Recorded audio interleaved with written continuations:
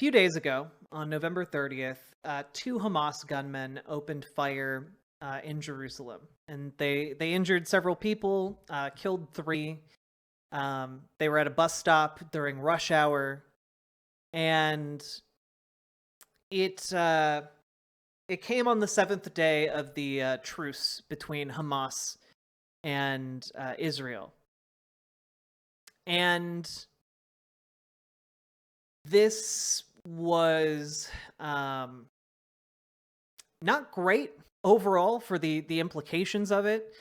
But there was something interesting and horrific that happened during it, besides just the opening fire during rush hour situation. One of the people who was an off-duty, an off-duty cop or soldier, I don't exactly know which. He was able to stop one of the shooters, right? He was armed, shot him, and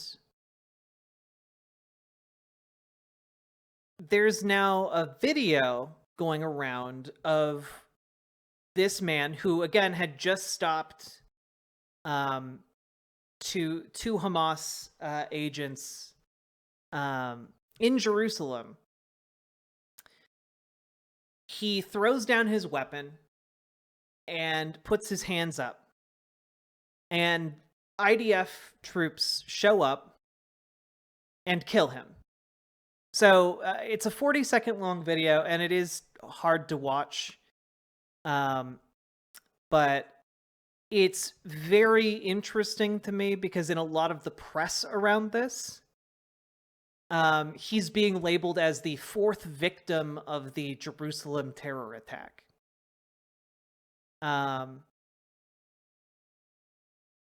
Which is, there's something deeply sick about it. The fourth victim of today's Jerusalem terror attack was mistakenly shot by the IDF, who mistook him for the terrorist and later succumbed to his wounds. He's been named as 37-year-old Yuval Doron Castleman. May his memory forever be a blessing. And this user responds, Doron took off his coat, kneeled down, had his hands in the air, threw away his pistol, begged in perfect Hebrew not to be shot, and he wasn't accidentally shot. He was summarily executed. Don't believe me? Watch. So this is a trigger warning on this one. It is it's horrific.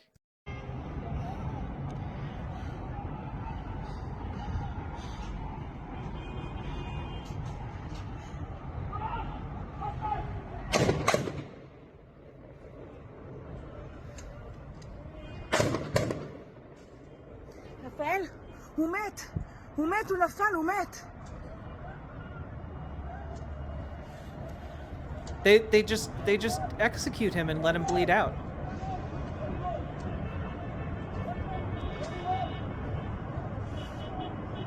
And I need to,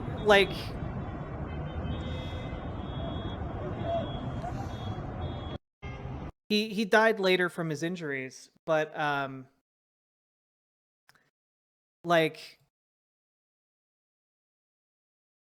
it is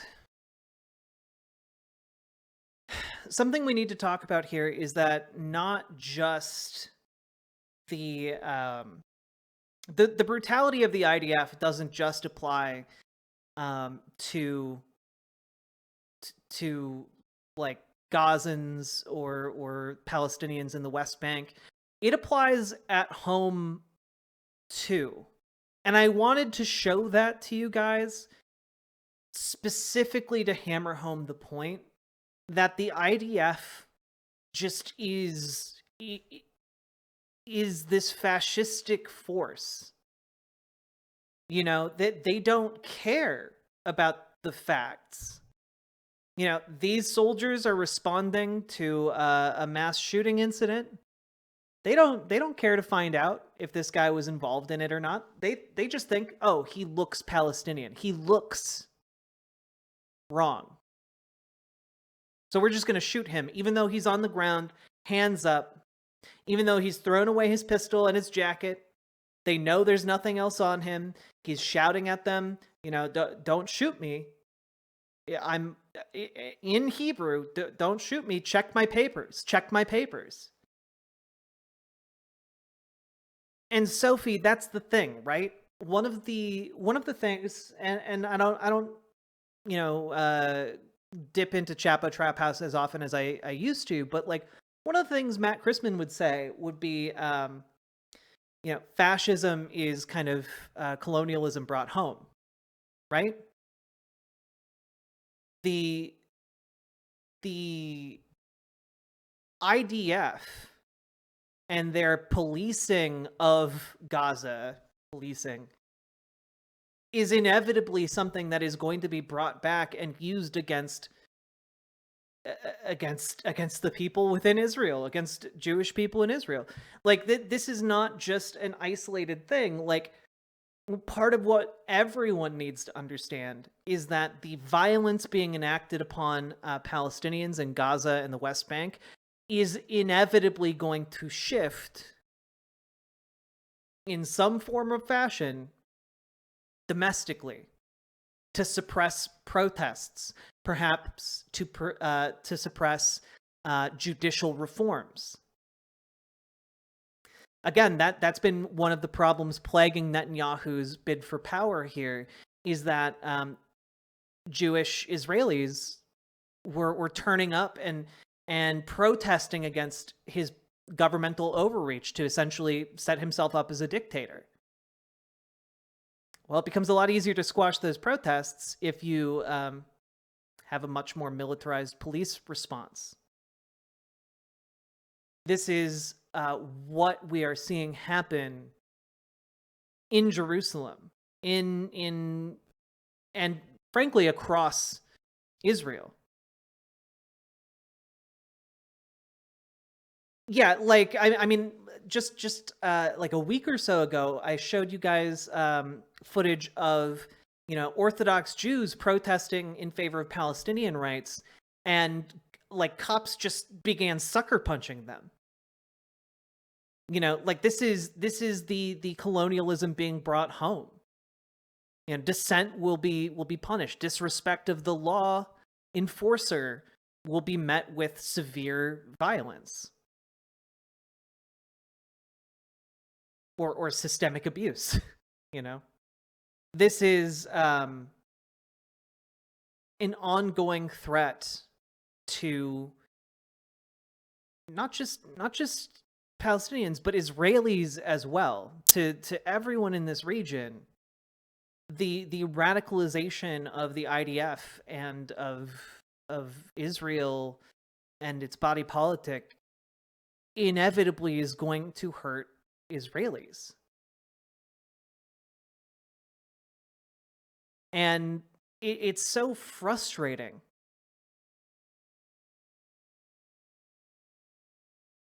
It's so frustrating because people in the United States especially pretend that, oh, it's anti-Semitic to criticize the Israeli state.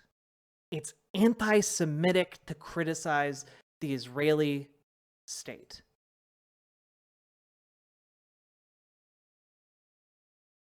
When the Israeli state is overwhelmingly the one inflicting suffering right now upon Israelis.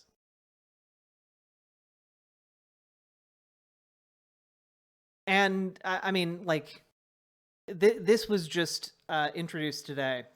A new House resolution, this is according to Ryan Grimm, which may be voted on as early as tonight, clearly and firmly states that anti-Zionism is anti-Semitism. This comes after a previous revolution hinting at that claim, but did not fully state it. So now Congress wants to leave no question. But there's an additional trap. Anyone who votes against this resolution will be said to have voted against condemning anti-Semitism.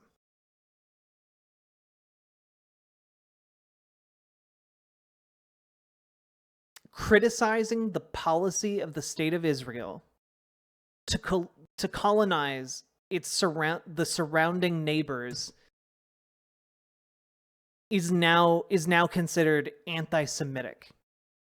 Criticizing the Israeli state's colonial activity is being lumped in with hating an entire ethnic religious group. This is like saying being against Iran expanding its sphere of influence is Islamophobic. Like just to flip this a little bit, this is like saying Iran having doing activities that expand its sphere of influence means you hate all Muslims.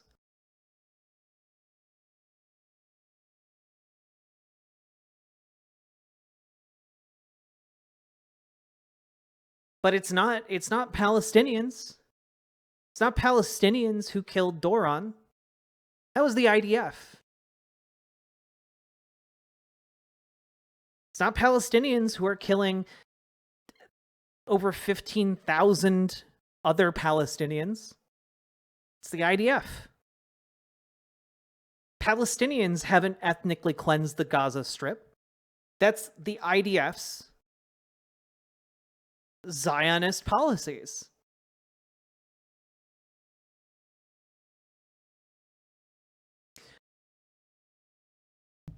And inevitably, those Zionist policies that are focused outward are going to be turned inward. And we're seeing kind of the first flickerings of that, but it's going to become more and more common.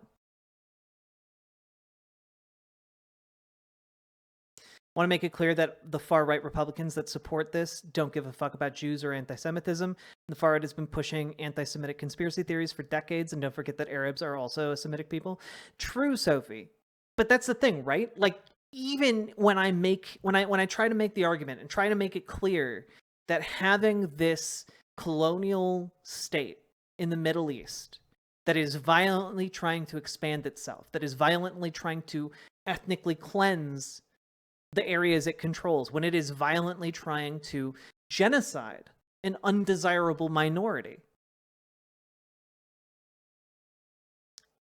that is ultimately going to be bad for the people in Israel too, for the Israelis who are recognized by the state. All of these policies are ultimately going to be bad for Israelis, but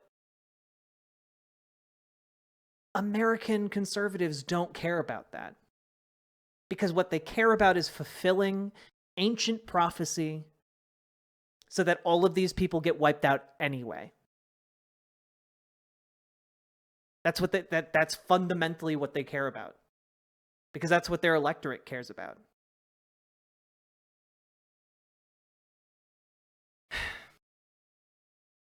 I just the audacity here to say that criticizing the policy of a state is synonymous with hating an ethnic religious group is deeply, deeply offensive to me.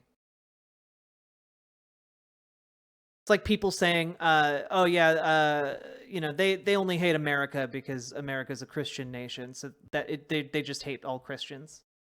Like, what? No. Having a critique against the American government doesn't mean you hate all Americans.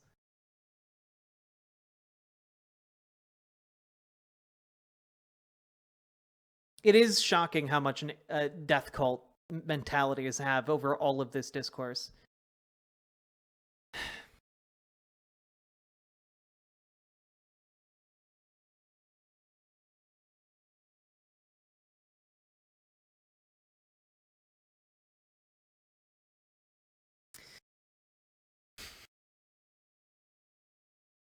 All right.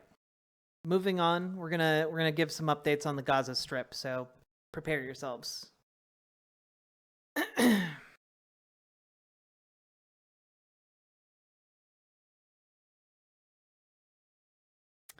So, with the breaking of the truce between Israel and Hamas, the breaking of the temporary ceasefire,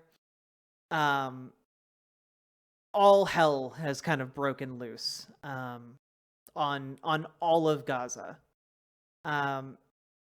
It seems as if the attack by two Palestinians during rush hour in Jerusalem I believe on November 30th, has essentially greenlit the IDF to ignore any and all safe zones that had previously been established or alluded to in their propaganda.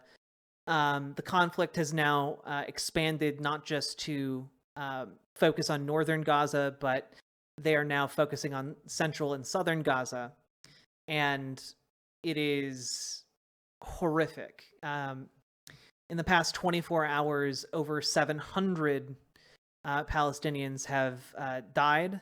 And I mean, like when the New York Post starts running these stories, hell on earth, Israel launches 10,000th airstrike in Gaza. 700 people reported killed in the last 24 hours. And again, those 700 people are Palestinians. 700 Palestinians killed between December 2nd and December 3rd. Again, half of whom are children. I mean, the New York Post is an absolute rag, but the fact that the New York Post is reporting this, I'm not to go into another segment here, but like the fact that the Wall Street Journal is running stories about Palestinians needing to flee the West Bank because of Israeli ethnic cleansing is insane. The fact that these stories are penetrating this far into predominantly conservative outlets is telling you that this has gotten so far beyond what the United States expected. Israel pressing a ground offensive in southern Gaza. Airstrikes are intensifying. So if some of you can recall, there was prior to the ceasefire,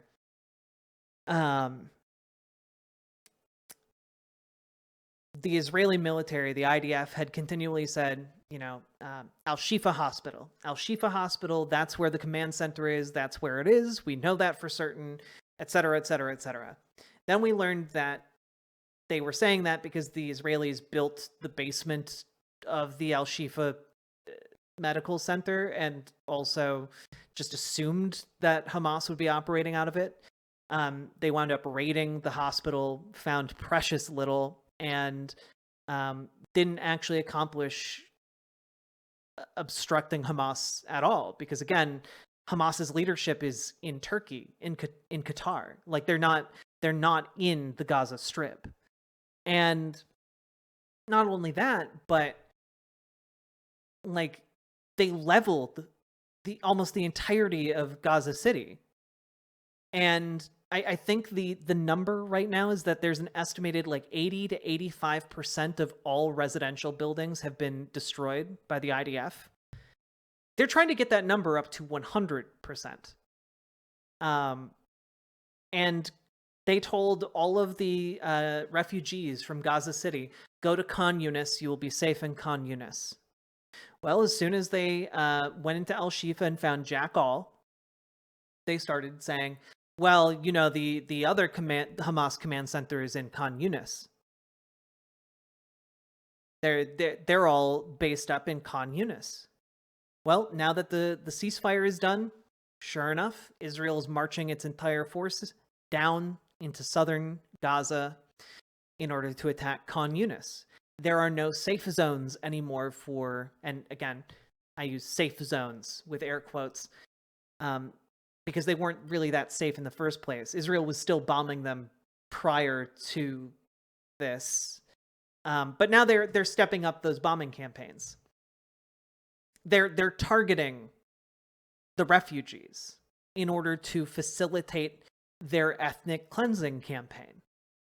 And if you listen to American media, you'd be forgiven to kind of like believing that,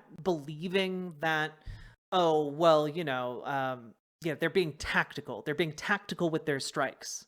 They're only attacking Hamas buildings. That's not it at all. They are eliminating any place that these people could potentially return to. Because the entire point of this campaign is to rid Israel of its Palestinian problem. How to do that was the Palestinian question. Because keep in mind, Palestinians can't leave. There's no border that is open to them right now. They can't go into Egypt. They can't go into Israel. Those are the only two borders that they have access to. There's only one border crossing to get into Egypt.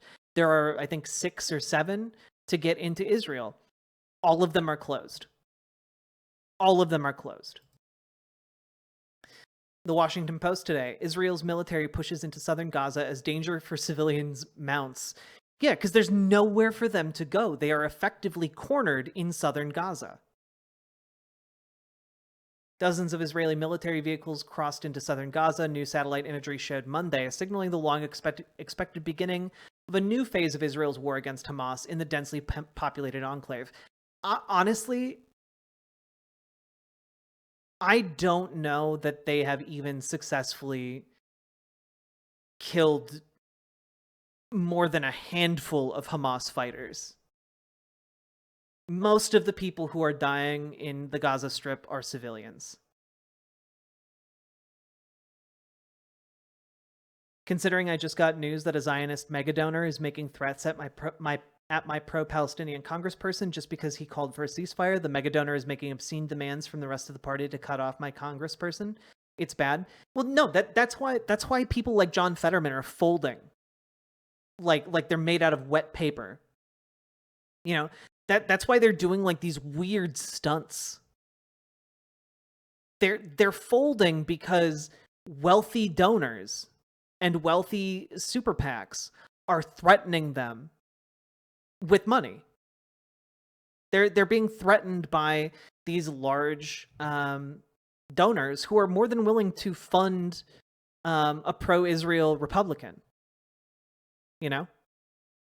And money talks to a lot of these people in positions of political power because they can't fund their own campaigns.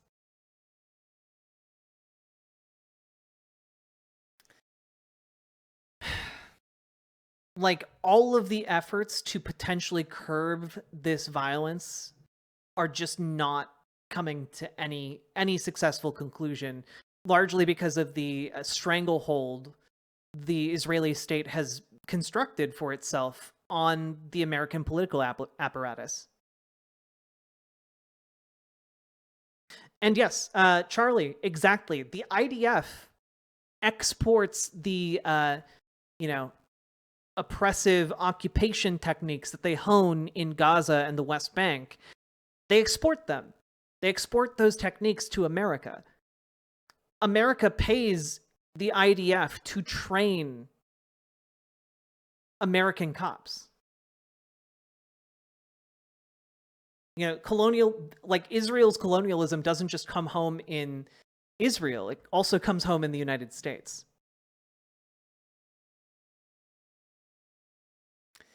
A focal point of the operations Monday was Gaza's Salah al-Din Road, which Israel had previously designated as an evacuation route for civilians fleeing from the north to the south. The IDF, for the first time, announced Monday that a segment of the road north of Khan Yunis was a battlefield and that residents should no longer approach it. The IDF identified bypass roads it said residents should travel on instead, adding to the thicket of evacuation orders Israel has issued in recent days that it says are aimed at reducing civilian casualties. But aid groups have warned the directives are becoming impossible to navigate, while Palestinians in Gaza say the guidance is of little use in a place where most everywhere is filled with peril. Late on Monday, the Palestine Red Crescent Society said it had lost contact with its medical teams in Gaza after the main telephone and internet provider, Paltel, said all communication services were cut. The level of human suffering is intolerable. It is unacceptable that civilians have no safe place to go in Gaza. With a military siege in place, there is no adequate humanitarian response currently possible. This is from the International Committee of the Red Cross. So the communications blackout has rolled all the way over southern Gaza. It's becoming impossible to communicate with people there. Yeah, when they say, the Biden administration has apparently behind closed doors been essentially begging the Israeli government to be more surgical and tactical with its strikes.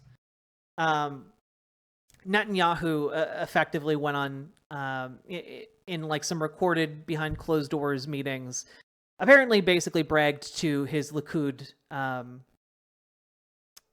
colleagues that he could effectively ignore anything the United States was saying.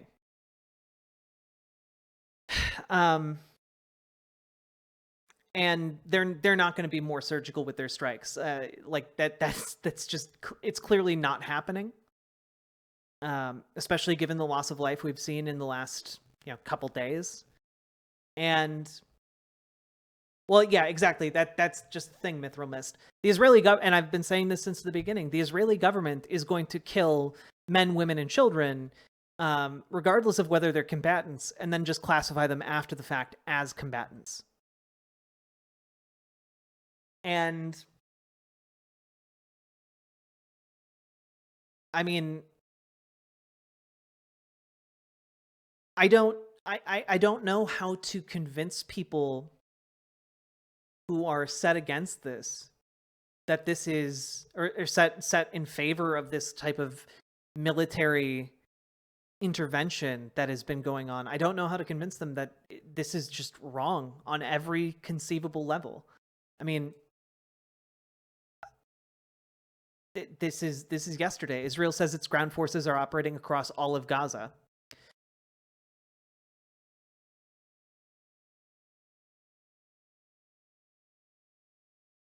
Earlier, the Jabalia refugee camp in the north was hit, with initial reports saying tens of people were killed and at least one residential block destroyed.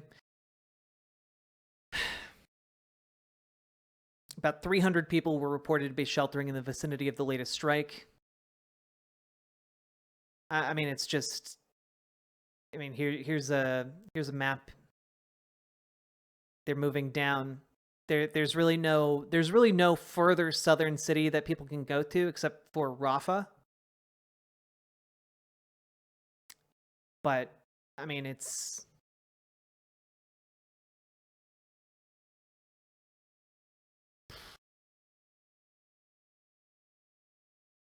I think this clip from Majority Report that Matt Leck posted on Twitter says a lot.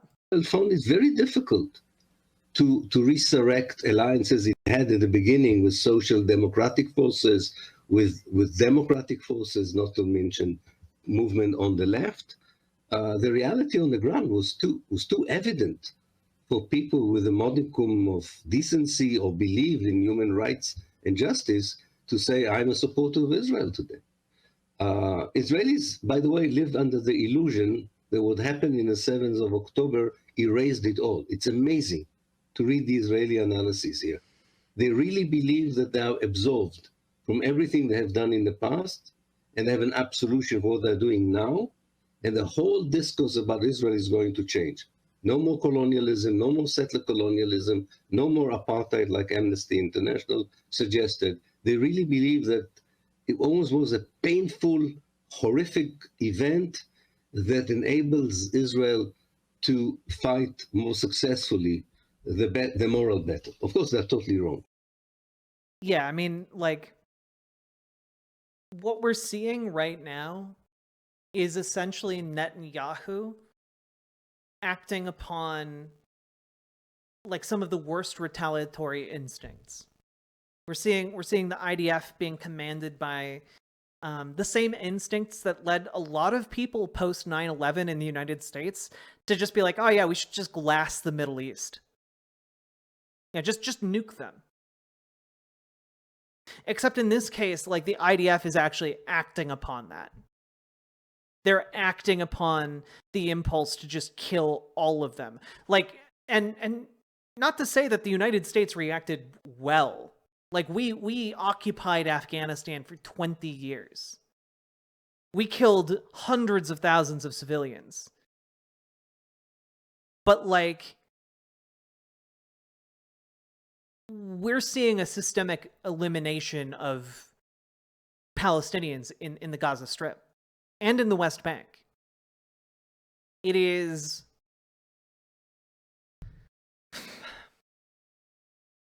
I mean, it really does feel like looking at like an alternative history where the United States adopted a genocidal stance towards the entirety of the Middle East. So basically, they murdered a bunch of civilians. Then when the civilians struck back, they went, see, we were right all along. They're just animals. I mean, kind of Snugin, but it's more complicated than that, right? Like, it's not just Israel killed a bunch of people during the occupation and then, like, see, they're just animals. Because that would imply, like, the occupation of, like, the Gaza Strip and the West Bank was designed to not bring about the violent reaction. Because we know that Netanyahu deliberately set up the IDF in the occupation in order to provoke such violent outbursts, because it serves him politically. This is why, again, he argued in favor of funding Hamas in order to facilitate a future in which no Palestinian state is possible. So it's not even it's even worse. It's deliberately creating conditions known to cause a violent outburst. Members of the IDF have known for years that the situation in the Gaza Strip is unsustainable, that it will lead to radicalization, that it will lead to violence, and yet the politicians in charge, Likud, have facilitated that at every turn in order to achieve this exact outcome. This is the culmination, not exactly the way Netanyahu wanted it, mind you, but this is the culmination of a long-term plan.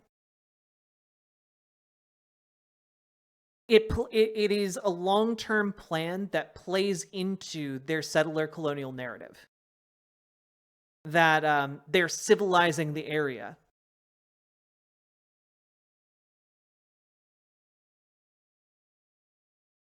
From the savages. Like it's almost a repurposing of the manifest destiny in America.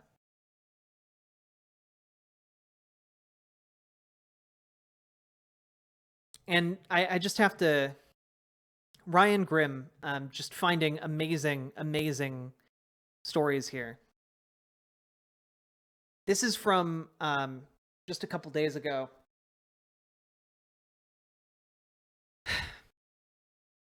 And I can't believe this is real, but this is the timeline we live in. Ryan Grimm. According to the Israeli press, Netanyahu has instructed Ron Dermer, his Minister of Strategic Planning and a very close aide, to explore ways to thin out the Gaza population. Along with the renewed proposal to push them through the Rafah crossing into Egypt, the English translation of the report adds, "The sea is open to Gazans. At its will, Israel opens the sea crossing and enables a mass escape to European and African countries."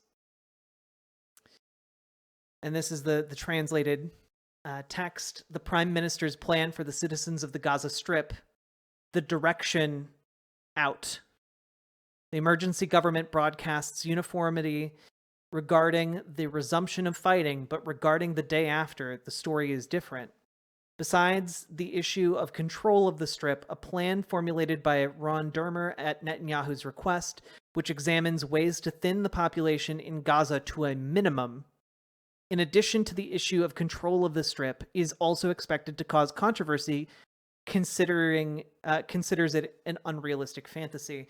So the plan at the highest levels of the Netanyahu government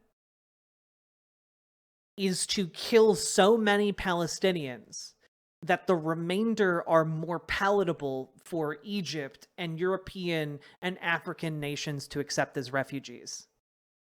That's their plan. That is their final solution to the Palestinian question. Simply kill them until there are so few of them that they can be safely exported. Like they're fucking commodities. Like they're cattle being liquidated. for slaughter. I mean, like it, and again, I would have so much more doubt about the veracity of this if it didn't come courtesy of Ryan Grimm, who is one of the best reporters I know working today. Like, he's not perfect, but he's incredibly good at what he does. No, that's why I made that analogy, Gamergy. Like, they're literally talking about thinning the herd. There are too many of them in the ranch.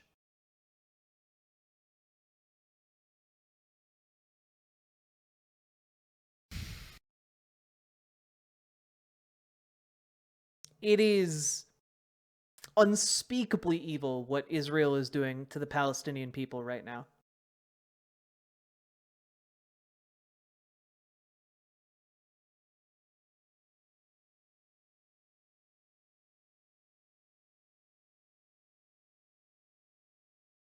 They call it mowing the lawn. I would not, I haven't encountered that phrasing in my coverage yet, but it would not surprise me.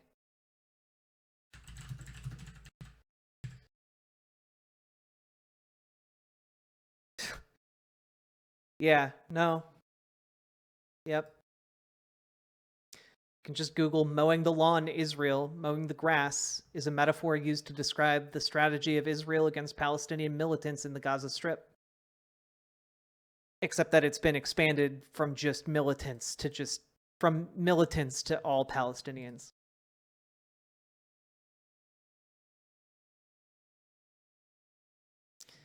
Like, and reporting on this in the Washington Post as far back as 2021, just right off the bat, it's their go-to tactic. That's what they call it.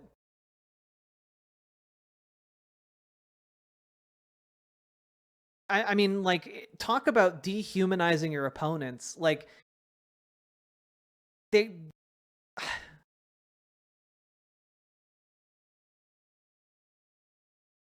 I mean, even in the most dehumanizing language I've ever heard,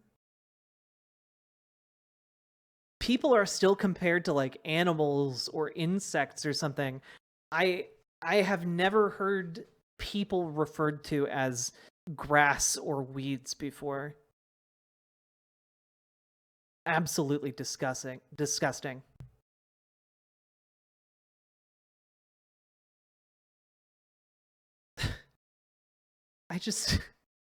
This article is insane, by the way. I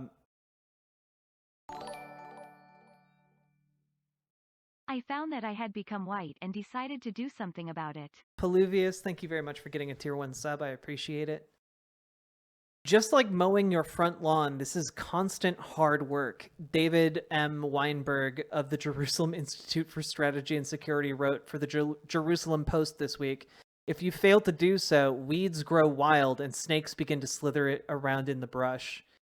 Wow.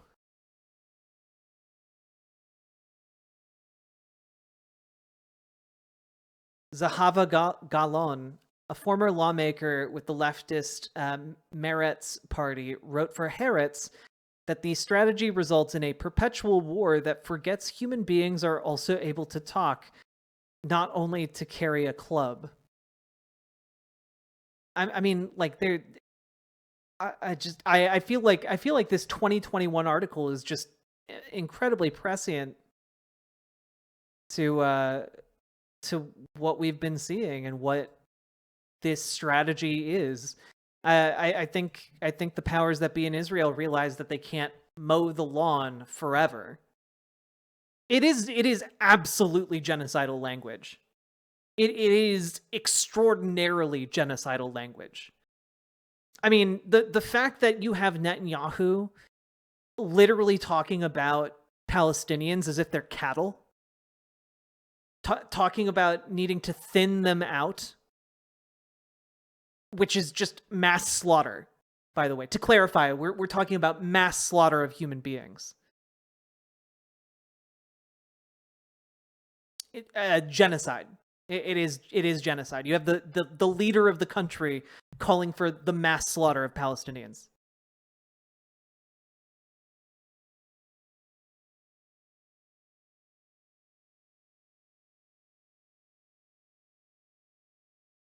God.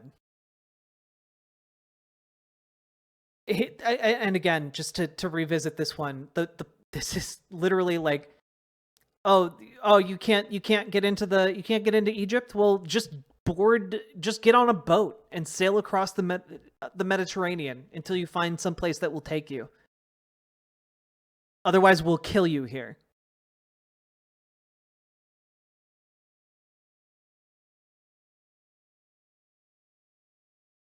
Dermer was Netanyahu's longtime Israeli ambassador to the United States and is friendly with many members of Congress. Ooh, who'd have thought?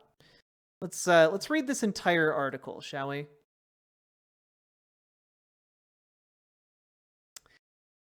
Prime Minister's plan for the citizens of the Gaza Strip, the direction out. The emergency government broadcasts uniformity regarding the resumption of fighting, but regarding the day after, the story is different. Besides the issue of control of the Strip, a plan drawn up by Ron Dermer at Netanyahu's request, which examines ways to thin out the Palestinian population in Gaza to a minimum, is also expected to cause controversy. Because it's a controversial plan to genocide them.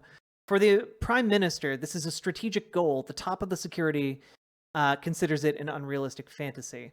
And again, this is Google translated, so it's gonna have some weird phrasing in it.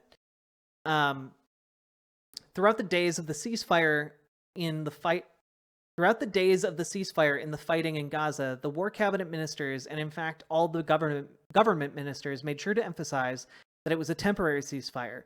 They made it clear not only to the citizens of Israel, also the world leaders, led by President Joe Biden. October 7th was a defining event, a moment when an entire nation was humiliated and received a painful blow. Even at a time when the campaign captains are instructing the IDF to lay siege to the fire, it is important for them to broadcast a united front and make it clear that the fire will return again. This principle is also preserved in the closed rooms of the security consultations, in the limited and extensive cabinet. It seems that for fear of things getting out, even to themselves, the senior officials do not dare to say anything.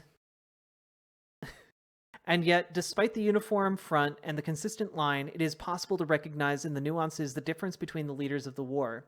Naturally, the thin cracks in the first act will lead to political turmoil in the latter. And if already at the stage of conducting the war there are different opinions, then in the question of the day after, the significant differences between the main players are already evident. When they keep saying the day after, they're talking about the end. Like, what will this look like when the war is done, essentially? The issue of the day after is one of the most sensitive today, and dealing with it does not take place in any official forum, but only in internal consultations. If there is a significant point of disagreement with the Biden administration on the Gaza issue, then it concerns this question. The Palestinian question. As for the other things, you can manipulate. To introduce humanitarian aid at the request of the American president and even fuel. Even the new demand not to cause harm to the displaced people in the southern Gaza Strip when the IDF starts operating there can be answered with a non-binding statement that, we will try. Jesus Christ. But bringing Abu Mazen into Gaza to replace the IDF forces on the ground is a completely different story. Benny Gantz and Gadi Eisenkot would gladly do it. Benjamin Netanyahu and Yoav Gallant less so. The common thing is that they all convey a message that Israel has no intention of controlling the territory by itself from a civilian point of view. Gallant means in all seriousness. As for Netanyahu, not sure. His clear statements that an authority that supports terrorism, that transfers salaries to terrorists and educates that's very rich considering he funded Hamas specifically to fund the terrorists, and educates its children to incite against Jews, will not control Gaza, will not allow the Ramallah gang to enter Gaza. There is no other substitute. Hence, the IDF will continue to control the Strip, military and civilian, at least in the foreseeable future. Another program is added to this. Most of the cabinet ministers do not know about her. Not even the ministers of the war cabinet. It is not discussed in these forums due to its obvious explosiveness, thinning the population of Gaza to the minimum possible. Biden is strongly opposed, and so is the entire international community. Gallant, the chief of staff, and the top of the IDF claim that there is no such possibility. But Netanyahu sees this as a strategic goal. He even tasked his confidant in the war cabinet, Minister Ron Dermer, to formulate a staff work on the matter. This is a plan that will bypass the American resistance without a confrontation. The Egyptians determined resistance without them starting to shoot refugees who will enter their territory through the Philadelphia Axis. I'm going to guess that means that's the Rafah border crossing. And the general global resistance will arise when the first Gazans leave their home and migrate to another place. The phenomenon of refugees in war zones is an accepted thing. Tens of millions of refugees have left war zones across the globe in just the last decade. Just real quick, I want to pause to clarify here that the argument that is being made is essentially that Netanyahu believes that the IDF will need to occupy and control and effectively annex the Gaza Strip when all of this is done, right? And he believes that part of the issue is that there will be more international backlash the larger the group of refugees that need to be taken in is. So in order to reduce that international backlash, the solution that they have is just kill them until there are so few that they provoke no international backlash, which is insane to me, dude. I don't think that will work, but that is the plan Netanyahu seems to be going with. From Syria to Ukraine, all of them were found to have addresses in the countries that agreed to accept them as a humanitarian gesture. So why would Gaza be different? It is not about a transfer, but about releasing the stranglehold on the Gaza borders. Although the crossings to Israel will remain sealed, there are other options. Rafah is one of them, despite Egypt's strong opposition. This passage at certain times was breached and completely open. Even today, there is an underground passage between Rafah in Gaza and the Egyptian one in the dimensions of a freeway. Citation fucking needed on this one. Oh, it's okay if Egypt keeps the border closed. There's a secret underground freeway that they can all use. Seems to be ultimate fantasy to me. Without any type of citation. The sea is also open to the Gazans. At its will, Israel opens the sea crossing and enables a mass escape to European and African countries. In the context of encouraging Gaza immigration, the differences between the members of the government are huge. While Smotrich, who is, by the way, horrific, Smotrich is like one of the most evil men currently in power in Israel. Ben Gabir and quite a few Likud ministers see this as a necessity. Others, such as Gallant, Gantz, and Eisenkot, see it as something between an unrealistic fantasy and a despicable and immoral plan, which is insane to me. But, like, the majority of Likud is in favor of mass slaughtering Palestinians.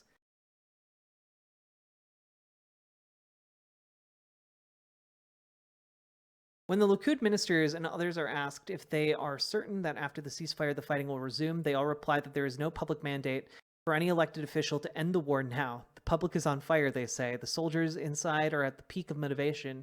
There's no way to stop it now. Oh, well, there's just no way to stop it, so might as well continue killing civilians.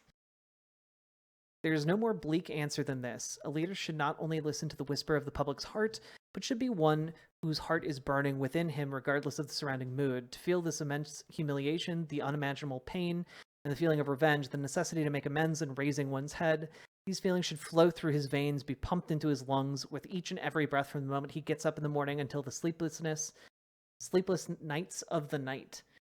The impression is that neither Netanyahu nor Gallant nor Gantz are in this place. What wonder, then, that they are suspected from the first moment that all they are interested in is looking for a convenient nearby exit point, a picture of victory instead of victory, and Samos instead of a decision.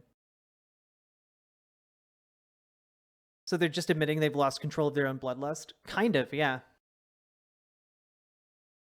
I mean, this article is insane.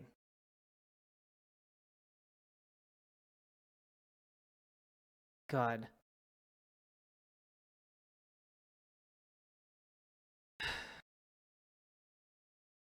We do that. All right.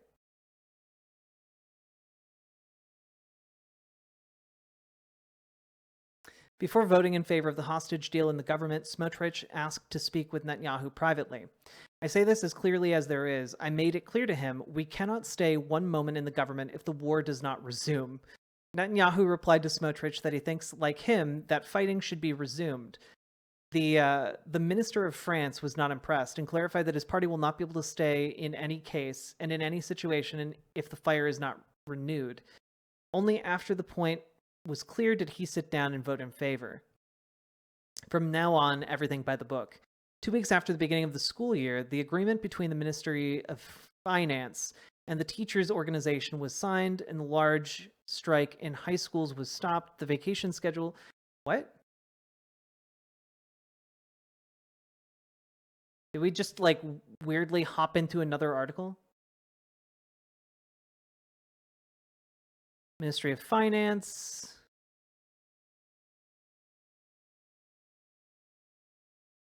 Teachers.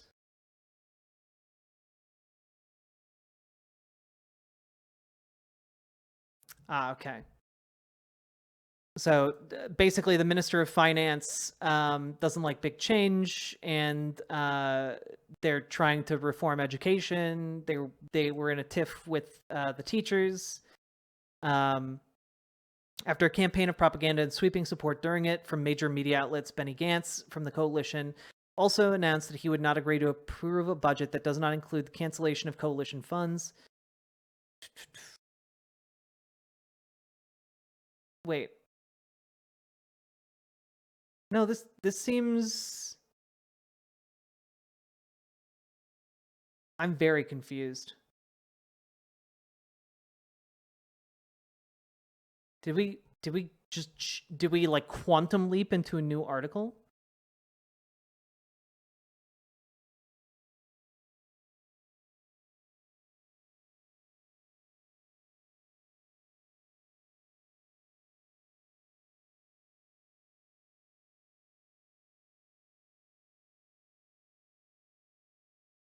Where's the article from again? It's from israelhayom.co.il.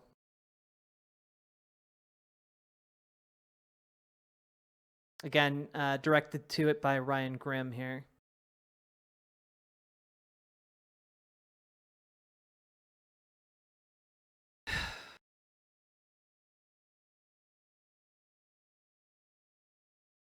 Fuck, dude.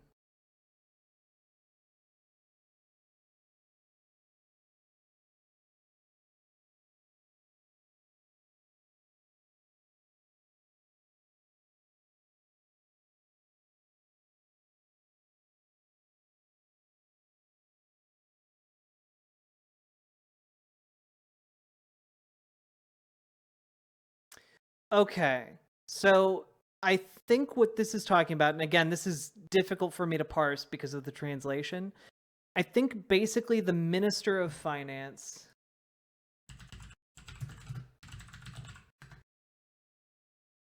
is... Okay, yeah, Minister of Finance is Bezalel Smotrich. So Smotrich is the Minister of Finance. And basically, they used a lot of their campaign funds to negotiate with the education and teachers and basically push through a bunch of their money to ultra-Orthodox organizations. And that means that they basically have no funds left to enable them to really do much else. No more coalition funds. Everything goes inside the plot of the book. Want to trim? No problem, but let it be business. There are hundreds of unnecessary wartime budget items that are not in the coalition funds. The plan that is being formed for 2024 does not answer only to the title of cuts for the purpose of the war expense or the return of the economy to function. That is, it seems a revenge campaign. The opposition and the media attack the coalition funds because they all reflect the agenda of the right-wing coalition. So it seems to be that more left-leaning political parties are attacking Likud not on the monstrosity of their war against innocent Palestinians, which who are primarily the ones bearing the brunt of the violence. But because the budget, they're upset over the budget going towards this. Cool. And because they're conservative, of course they're willing to like cut a bunch of things throughout Israel in order to fund the war. Yeah. The opposition and the media attack the coalition funds because they all reflect the agenda of the right-wing coalition, from the ultra-Orthodox through the settlements to the Torah cores. In the next budget, many funds that the right-wing camp is less interested in will be cut, especially culture, academia, and media. The planned cuts will be sharp. She will cut the meat. Cultural institutions, secular ones, will suffer, according to the plan, a dramatic cut. The Treasury will demand from the budgeted universities the closure or reduction of entire faculties, those that don't help the economy during the war. Basically, this is their opportunity, through these cuts, to consolidate power behind their fascistic regime. The fight will be stubborn. Senior officials in the coalition are hot on the matter and do not intend to give up. After the war with Hamas, the war over the resources of the Israeli public will return when it is clear to everyone this time who started it. As part of the campaign to cut coalition funds and unnecessary offices, Yitzhak Wasserlauf's office, the Negev, the Galilee, and the National Defense, was supposed to undergo a drastic cut of more than 90%. Holy shit. Netanyahu, Smotrich, and the Treasury officials thought this would go easily for them, as happened with the other ministries whose budgets were diverted in the last month for the needs of the war, the evacuees, and the families of the kidnapped. They were wrong. When Wasserlauf learned of this on Sunday close to midnight, he called the chairman of the local authorities, Chaim Bibbs, the head of the Development Cities Forum, Benny Beitin, the chairman of the regional councils, Shea Hajjaj, and the chairman of the conflict line authorities, Moshe Davidovich, and informed them of the finance plans that were exposed to his eyes.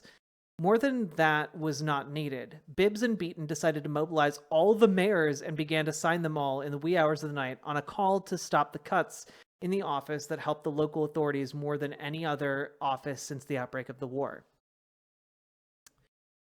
Already from the first week, Wasserlauf poured a lot of money into the associations and projects for the affected populations and stayed in the field when the rest of the ministers were still in their air-conditioned offices, trying to digest the magnitude of the event.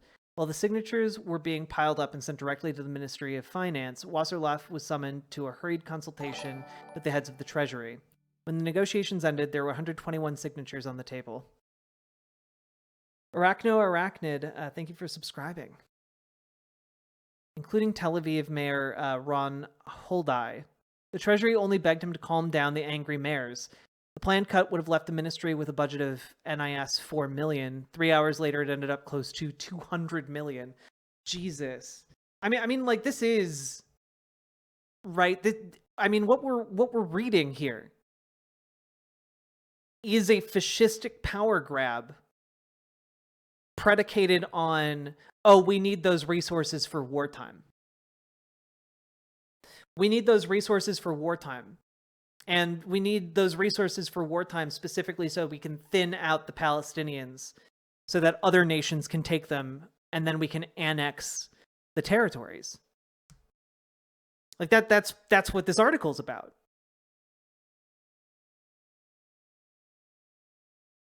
I don't see how Netanyahu feels safe talking like this and just walking around in public. Because the majority of his political coalition agrees with him.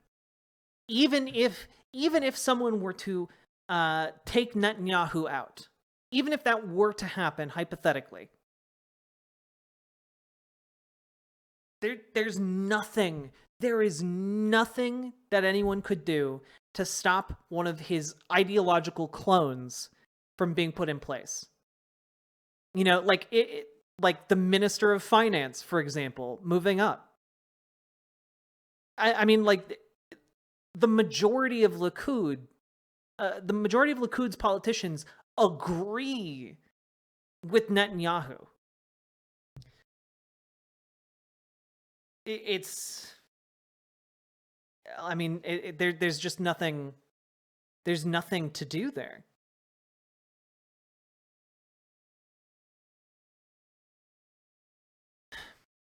It's like they think they're playing a video game like Civilization and not human lives. Just drive them out and we annex the land.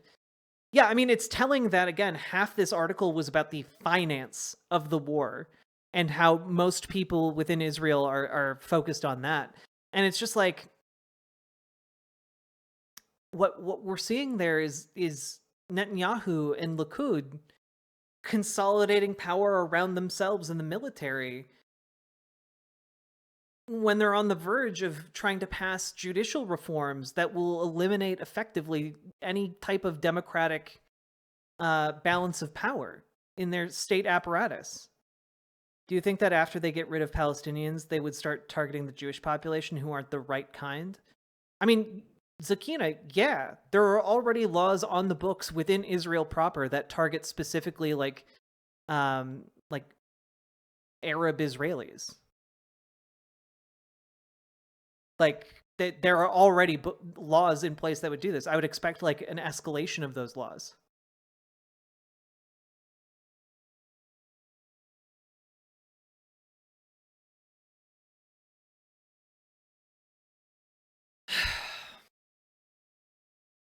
Absolutely horrifying.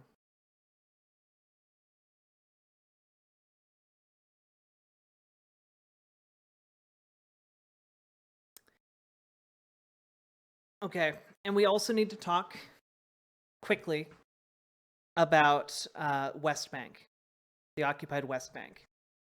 Now, you guys know, because I've been doing stories on the occupied West Bank for a while now, that essentially what happens is in the occupied West Bank, settlers illegally enter the occupied West Bank territory. They create like an outpost of some kind, and then over time, they expand that outpost into like a small town to a city, and their presence is backed up by the IDF. So if Israeli settlers show up at your farm and you're a Palestinian, the IDF does not back up your right to exist there. They don't respond to your 911 calls. Your police or emergency calls. They respond specifically to settler matters. And if settlers show up to try and like harass you or burn your house down, and you try to resist them and you're a Palestinian, the IDF will arrest you or kill you, or the settlers will kill you.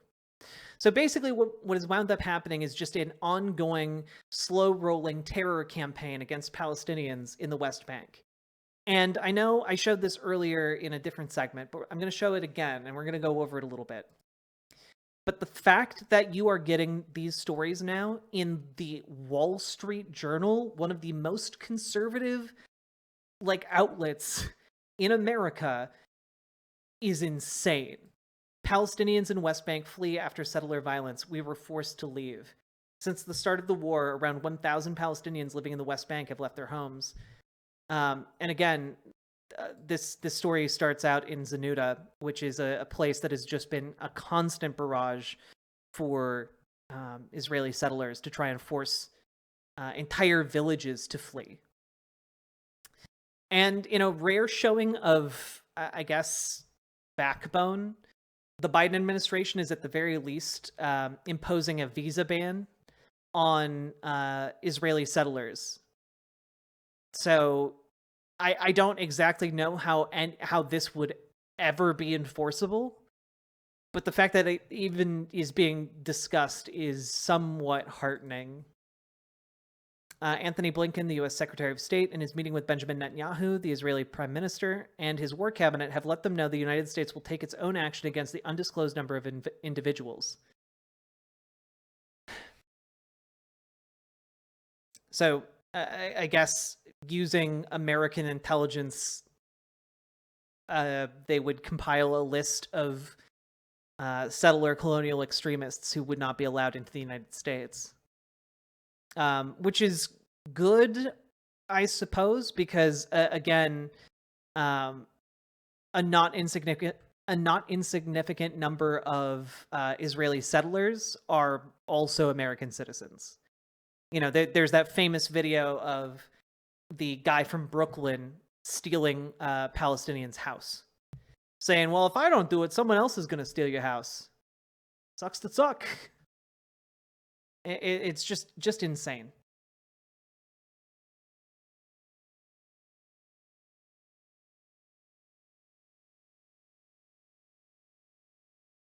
Asked for a response, an Israeli government spokesperson, uh, Ilon Levy, said he had no comment on the matter, but said that Israel firmly condemned any vigilantism or hooliganism or attempts by individuals to take the law into their own hands. And yet, for the last, I don't know, several decades, we've seen exactly this. I mean, for fuck's sake, I talked on stream about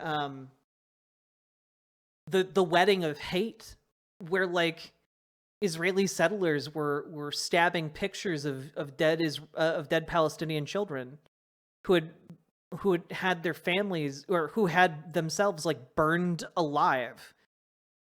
Like it's this hatred goes so deep, and the violence goes so deep.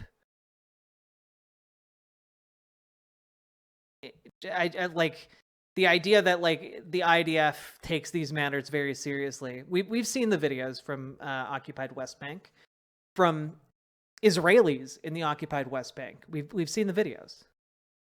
Like that evidence is out there. You can't just pretend, oh, you know, we strongly condemn it. Often the IDF are participating in it, my guy.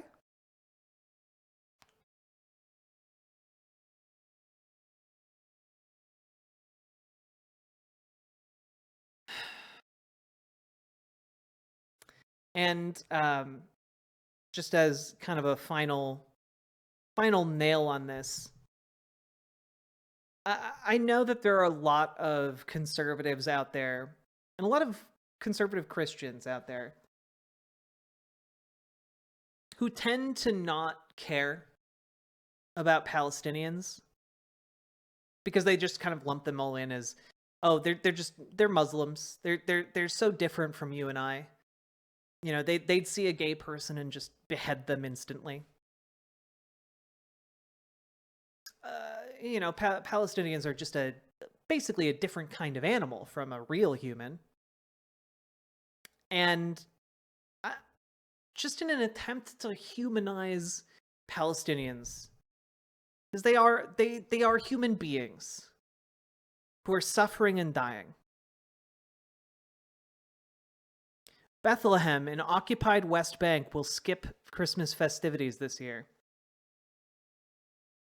NPR's Osama Khalid asks Palestinian Christians Munther Isaac and Tamar Haddad about their efforts to convince American lawmakers to support a ceasefire in the war between Israel and Hamas.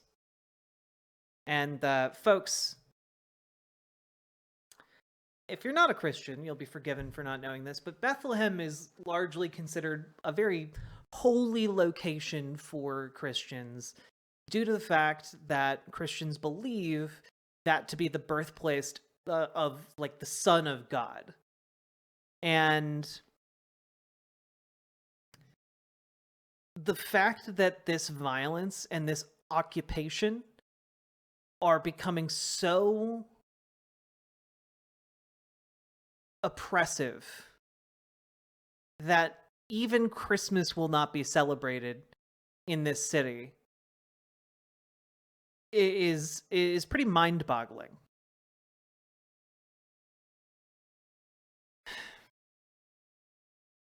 And I just wanted to read like kind of this exchange here. This is from Khalid. Munther, I want to start with you. What does it mean to not celebrate Christmas? Why have you all decided to do that? Isaac.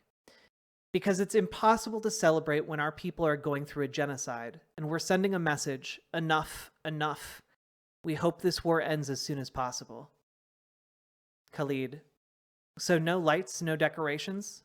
Isaac. Nothing. No lights, no decorations. No one feels, no one is in a mood to celebrate. Like, it's an entire city in an occupied area surrounded by hatred and oppressive systems of governance and oppressive military occupation.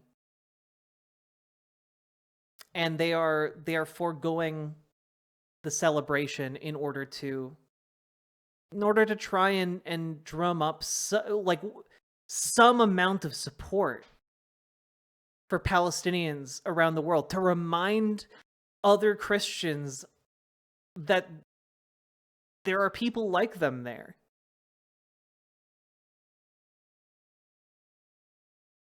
Oh yeah, no, Sophie, we went over something like that too. It's Israeli settlers in the West Bank in particular are absolutely unhinged.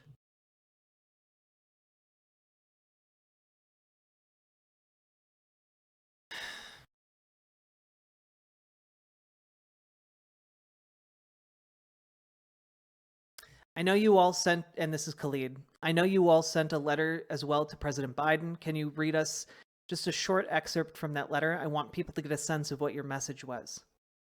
Isaac. Yeah, well, we were told he got it. Let's hope that's true.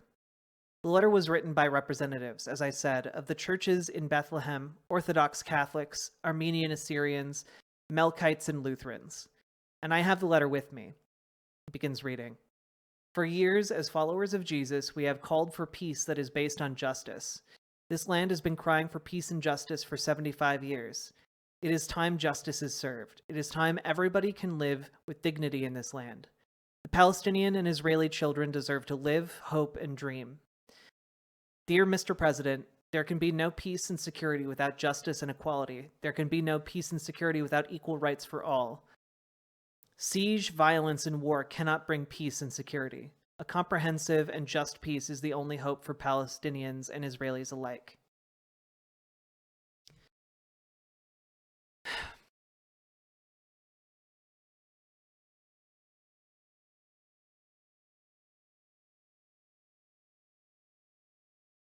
And just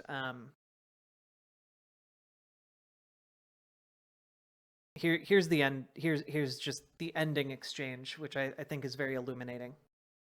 Khalid, before I let you both go, Munther, you live in Bethlehem, and Tamar, I believe you're in Jerusalem. How has your day-to-day life been for you all there?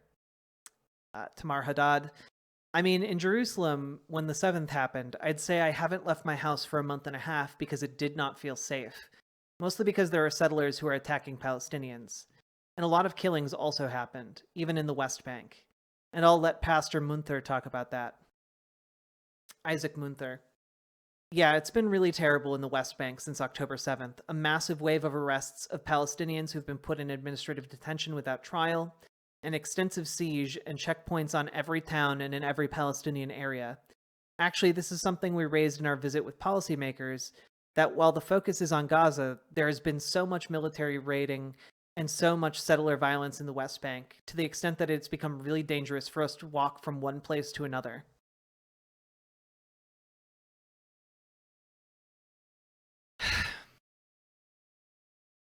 Palestinians are people too, and I feel like I shouldn't have to say that, but unfortunately to a shockingly large number of people, that's a reminder that is deeply needed.